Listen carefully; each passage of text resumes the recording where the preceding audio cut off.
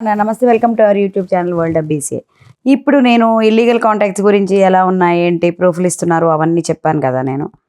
మీరు కూడా ఇప్పుడు ఎలాగా దీన్ని అవాయిడ్ చేయాలి ఇటువంటి సిచ్యుయేషన్ని. నిజంగా చెప్పాలంటేనండి, ఇవాళ పిల్లలకి ఈ ఫ్రెండ్షిప్స్ పాపం చిన్నప్పటి నుంచి కూడా, వాళ్ళు చదువుకున్నప్పటి నుంచి కూడా మనం కూడా బాయ్ గర్ల్ అనే డిఫరెన్స్ చూపించకుండా పెంచుతున్నాము. వాళ్ళని కూడా అలాగే ఉండమంటున్నాం. అది కూడా మంచి సైన్ మనకి డెవలప్మెంట్కి.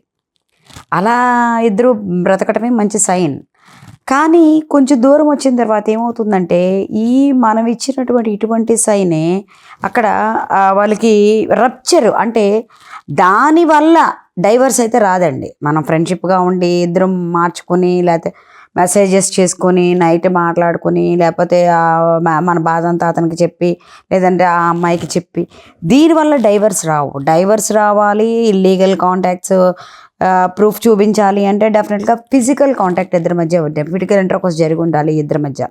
దానికి టెక్నికల్ సపోర్ట్ కూడా తీసుకుని ఉండాలి. ఇవన్నీ కామనే, ఇవన్నీ జరగాలి కంపల్సరీ. పిల్లలు వాళ్ళు వీళ్ళు అక్కడ పుట్టారు, ఇట్లా పుట్టారు, కొత్త కొత్త కేసులు వింటున్నాం కదా.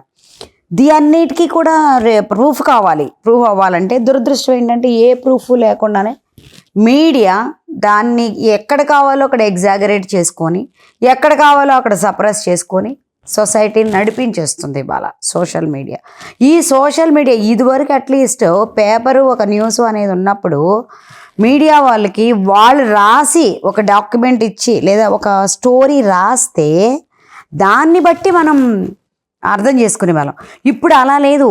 ఇప్పుడు నా చెవికి ఏదన్నా చేరింది ఒక విషయం, నా ఇష్టం వచ్చినట్టు వేలో నాకు ఎంతైతే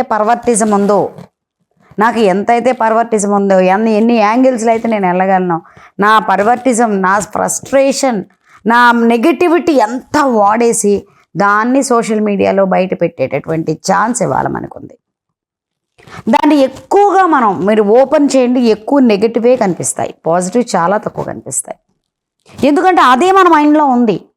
మనం ఏ విషయాన్నైనా అలాగే మనం టేకప్ చేస్తున్నాం.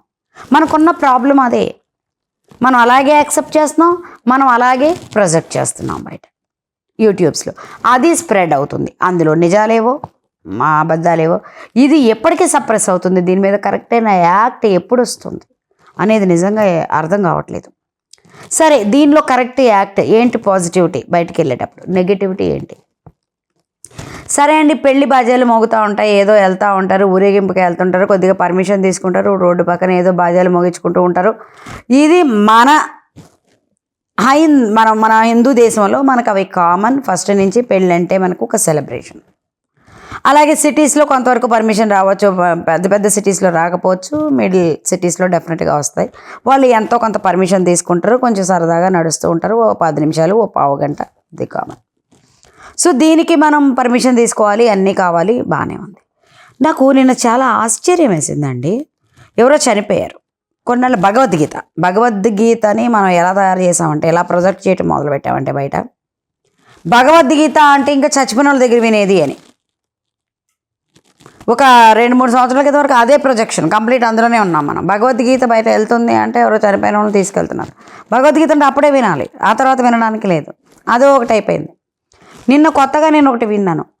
ఈ సాడ్ సాంగ్స్ ఉంటాయి చూసారండి, నలుగురు మోసేది అని, పెద్ద సౌండ్ పెట్టుకొని ఆ డెడ్ బాడీకి ముందు మైక్ పెట్టుకుని అటువంటి సాడ్ పాటలు పాడుకుంటూ వాళ్ళు బెరియల్ గ్రౌండ్కి డెడ్ బాడీని తీసుకెళ్తున్నారు.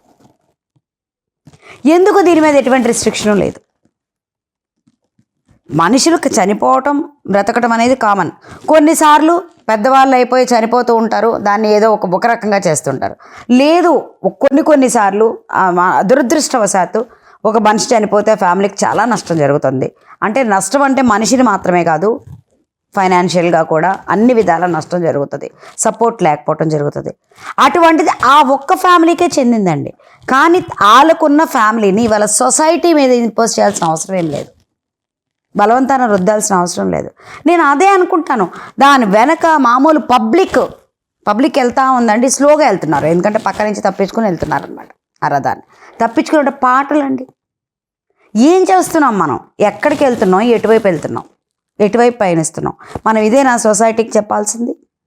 ఆ సాడ్ మూడ్ మనం ఎందుకు అసలు చేయాలి బయటికి?